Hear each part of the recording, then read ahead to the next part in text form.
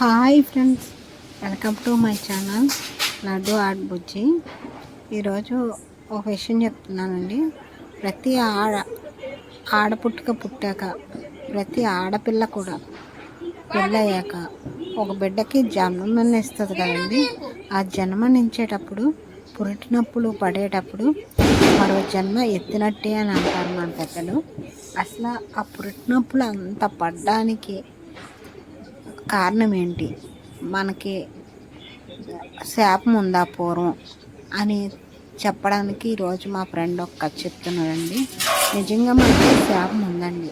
మనం చేసుకున్న పాపపుణ్యాలు అన్నీ మనతోనే వస్తాయి అంటారు కదండి.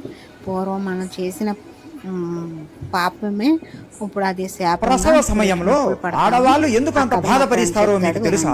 ఒక ఊరిలో ఒక రైతు దగ్గర ఒక ఆవు ఉండేది. ఆ ఆవు ప్రతిరోజు చాలా ఎక్కువ పాలు ఇచ్చేది. ఆ పాలని అమ్ముతూ ఆ రైతు ఎంతో ధనవంతుడు అయిపోతాడు. ఆ రైతు ఎంతో ప్రేమగా ఆ ఆవును చూసుకునేవాడు. కానీ ఒక రోజు ఆ ఆవు పాలు ఇవ్వడం ఆపేసింది. ఆ రైతు ఎంత ప్రయత్నించినా ఆ ఆవు నుండి ఒక్క చుక్క కూడా పాలు రావు. కోపంతో ఆ రైతు ఆవును కొట్టి ప్రతిరోజు హింసించేవాడు. ఒక రోజు ఆవును కొట్టి అతనే విసిగిపోయి ఆ ఆవుని తరిమేస్తాడు. ఆ ఆవు బాధపడుతూ ఏడుస్తూ, భగవంతుడా, నువ్వు ఈ మనుషులకి ఇంత అహంకారము, ఇంత కఠినమైన మనసు ఎందుకు ఇచ్చావు? నేను ఇన్ని రోజులు పాలు ఇచ్చాను అని ప్రేమగా చూసుకున్నాడు. ఇప్పుడు నేను గర్భవతిని అని పాలు ఇవ్వలేకపోయాను. ఆ మాత్రం అతను తెలుసుకోలేక పాలు ఇవ్వట్లేదు అని నన్ను కొట్టి తరిమేశాడు. ఇప్పుడు నేను ఏం చేయాలి అని బాధపడుతూ అడవిలోనే తిరుగుతూ ఉంటుంది. కొన్ని నెలల తర్వాత ఆ ఆవు ఒక దూడకి జన్మనిచ్చింది.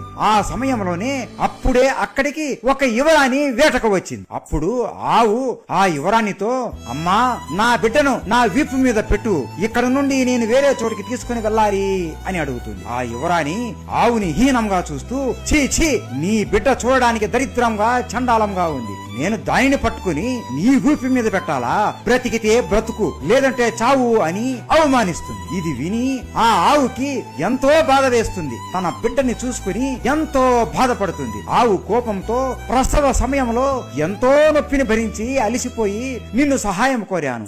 నన్ను, నా బిడ్డను నువ్వు అవమానించావు. నీకు అస్సలు ఈ నొప్పి విలువ తెలియదు కదా.